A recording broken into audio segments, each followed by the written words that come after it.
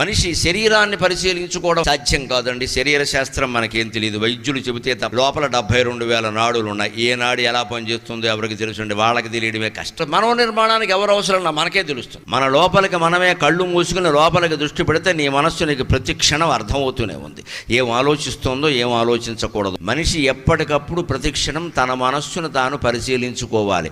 నేను మంచి మనుషుల్లాగే ఉంటున్నానా, పశువుల్లాగా ప్రవర్తిస్తున్నానా?